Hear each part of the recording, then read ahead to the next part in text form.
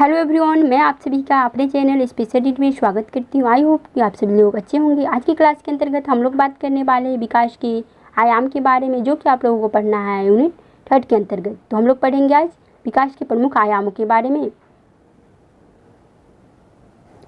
तो हम लोग स्टार्ट करते हैं आज के अध्ययन को और पढ़ते हैं विकास के आयाम। मुख्य रूप से बाल विकास के 5 आयाम माने जाते हैं। तो मुख्य रूप से बाल विकास के 5 आयाम माने गए हैं। फर्स्ट है शारीरिक विकास, मानसिक विकास, सामाजिक विकास, नैतिक विकास और भाषा विकास। तो 5 आयाम विकास के माने गए हैं। आयाम या फिर क्षेत्र भी पूछा जा सकता है। विकास के आयाम या क्षेत्र वही हुआ, सेम हुआ।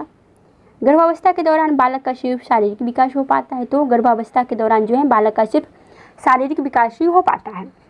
किसी भी बालक के जन्म लेने के बाद ही मानसिक विकास, सामाजिक विकास, नैतिक विकास और भाषा विकास होता है। तो बालक के जन्म लेने के बाद ही मानसिक विकास, सामाजिक विकास, नैतिक विकास, भाषा विकास हो पाता है। परंतु बालक के जन्म लेने से पहले सिर्फ उसका शारीरिक विकास होता है, और बालक के जन्म लेने के बाद शारीरिक विकास, मानसिक विकास, सामाजिक विकास, नैतिक विकास और भाषा विकास होता है। तो आज की क्लास के अंतर्गत पहले हम लोग बात करेंगे शारीरिक विकास के बारे में। शारीरिक विकास 2 तरह से होते हैं। फर्स्ट है अंगीय विकास। इसके अंतर्गत आता है वजन, लंबाई इत्यादि में वृद्धि। जैसे अंगों का विकास इसके अंतर्गत आया, तो अंगीय विकास के अंतर्गत अंगों का विकास होता है। ओरिजिन डेवलपमेंट के अंतर्गत अंगों का विकास होता है। क्रियात्मक विकास या मांसपेशीय विकास या गत्यात्मक विकास, इसके अंतर्गत बालक में क्रिया करने की गति में वृद्धि होती है, विकास होता है। क्रियात्मक विकास के अंतर्गत बालकों में क्रिया करने की गति में विकास होता है। Motor development. क्रियात्मक विकास भी 2 तरह से होता है। फर्स्ट है स्थूलगतिक कौशल, ग्रॉस मोटर स्किल। इसके अंतर्गत बड़ी मांसपेशियों का प्रयोग किया जाता है। जैसे दौड़ना, साइकिल चलाना, उछलना इत्यादि में पैरों का प्रयोग किया जाता है। और सेकेंड है सूक्ष्म गतिक कौशल, फाइन मोटर स्किल। इसके अंतर्गत छोटी मांसपेशियों का प्रयोग किया जाता है। जैसे लिखना, खाना खाना, स्वेटर बुनना इत्यादि में अंगुली का प्रयोग हुआ। तो सूक्ष्म गतिक कौशल के अंतर्गत छोटी मांसपेशियों का प्रयोग हुआ। और स्थूल गतिक कौशल के अंतर्गत बड़ी मांसपेशियों का प्रयोग किया जाता है। जैसे दौड़ना, साइकिल चलाना, उछलना, तैरना इत्यादि के अंतर्गत पैरों का प्रयोग किया जाता है या फिर बड़ी मांसपेशियों का प्रयोग किया जाता है। और वहीं सूक्ष्म गतिक कौशल के अंतर्गत यानी फाइन मोटर स्किल के अंतर्गत छोटी मांसपेशियों का प्रयोग करके व्यक्ति कोई किसी भी कार्य को करता है। जैसे लिखना, खाना खाना, स्वेटर बुनना, सुई में धागा पिरोना इत्यादि कार्य बालक सूक्ष्म गतिक कौशल के अंतर्गत करता है। इसमें छोटी मांसपेशियों का प्रयोग किया जाता है। आई होप कि आप लोग समझ गए होंगे यहाँ तक। शैशवावस्था में शारीरिक विकास। शैशवावस्था में यानी जन्म के समय बालक का भार 7.15 पाउंड और बालिकाओं का भार 7.13 पाउंड होता है। जन्म के समय बालक की लंबाई लगभग 20 इंच की होती है। लड़कियों की अपेक्षा भार तथा लंबाई में अधिक होते हैं। तो लड़के लड़कियों की अपेक्षा भार तथा लंबाई में अधिक होते हैं। बालक का भार 6 माह में जन्म से 2 गुना और 1 साल में 3 गुना हो जाता है। यहाँ पे कुछ मिसप्रिंट से टाइप हो गया था।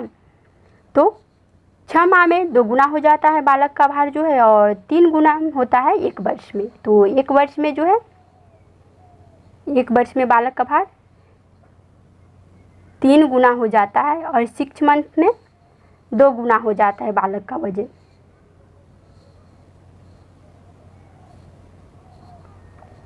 शिशु में दांत बनने की प्रक्रिया गर्भावस्था के दौरान ही शुरू हो जाती है। तो शिशु में गर्भावस्था के दौरान ही दांत बनने की प्रक्रिया शुरू हो जाती है। लेकिन जन्म के 6 माह के बाद ही शिशु के दांत उगते दिखाई देते हैं। तो जब बालक जन्म लेता है तो उसके मुख में एक भी दांत नहीं दिखाई देता है। लेकिन जन्म के 6 माह के बाद ही शिशु के दांत उगते हुए दिखाई नजर देते हैं, क्योंकि दांत बनने की प्रक्रिया गर्भावस्था के दौरान ही शुरू हो जाती है। लेकिन जन्म के समय एक भी दांत नहीं दिखाई देती और जन्म के 6 महीने के बाद बालक के दांत उगने लगते हैं। जन्म के समय बालक के सिर का अनुपात उसके शरीर की लंबाई का 1:4 यानी 1/4 अनुपात होता है। तो जन्म के समय बालक के सिर का अनुपात सिर्फ सिर का अनुपात उसके शरीर की लंबाई का 1:4 यानी 1/4 अनुपात होता है। परंतु किशोरावस्था के अंत में यह अनुपात 1/8 भाग हो जाता है। तो किशोरावस्था में यह अनुपात घट जाता है और 1 8वां भाग हो जाता है 1:8। बाल्यावस्था में पैर अपेक्षाकृत छोटी होती है, तो बाल्यावस्था में जो है पैर अपेक्षाकृत छोटी होती है। शरीर की संपूर्ण लंबाई का 3:8 होता है, तो शरीर की बाल्यावस्था में जो है पैर अपेक्षाकृत छोटी होती है, जो कि शरीर की संपूर्ण लंबाई का 3:8 होता है। परंतु किशोरावस्था के अंत में यह अनुपात 1:2 हो जाता है। परंतु किशोरावस्था के अंत में जो यह अनुपात है वह 1:2 हो जाता है। 6 वर्ष में बालकों के शरीर का औसत वजन जो है 50 पाउंड तथा ऊंचाई लगभग 45 इंच के बराबर होता है। तो 6 वर्ष में बालकों के शरीर का औसत वजन जो है 50 पाउंड तथा ऊंचाई लगभग 45 इंच के बराबर होता है। बाल्यावस्था के अंत तक बालकों में 28 अस्थायी दांत निकल आते हैं। तो बाल्यावस्था के अंत तक बालकों में 28 अस्थायी दांत जो है निकल आते हैं, क्योंकि 6 ईयर्स में ही बालक के जो है अस्थायी दांत जो है टूटने स्टार्ट हो जाते हैं और फिर से अस्थायी दांत उगने लगते हैं। तो अस्थायी दांत जो है 28 जो है बाल्यावस्था के अंत में आ जाते हैं।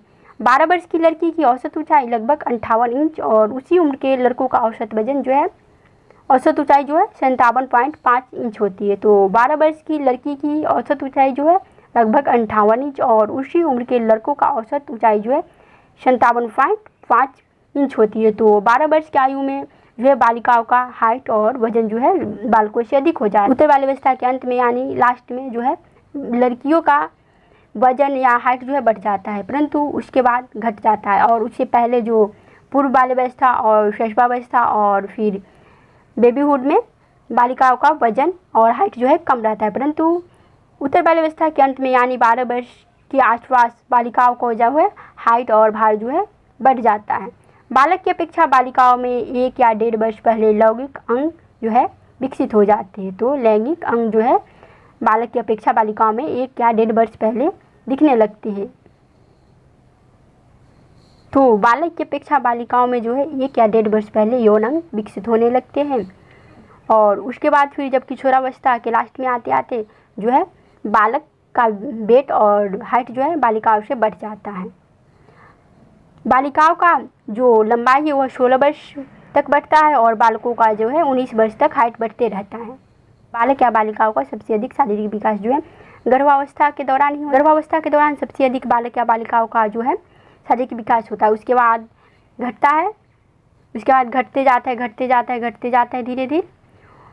उसके बाद फिर किशोरावस्था में का एक बालक का जो शारीरिक विकास या बालिकाओं का शारीरिक विकास तेजी गति से एकदम तीव्र गति से होता है। तो जन्म से पहले जो है बालक या बालिकाओं का सबसे अधिक गर्भावस्था के दौरान शारीरिक विकास होता है और जन्म के बाद सबसे अधिक शारीरिक विकास जो है किशोरावस्था में होता है। उसके बाद जो है उत्तर बाल्यावस्था में आते आते धीमा हो जाता है। फिर शारीरिक विकास तीव्र गति से किशोरावस्था के दौरान एकदम तीव्र गति से होता है। बालक या बालिका एकदम से हाइट से लगेंगे, बहुत से लंबे होंगे, इस तरह से दिखाई देते हैं। तो पसंद आए तो लाइक और चैनल को सब्सक्राइब जरूर कीजिएगा और साथ ही साथ अपने फ्रेंड्स को शेयर भी कीजिएगा, ज़्यादा से ज़्यादा शेयर करने का कोशिश कीजिएगा।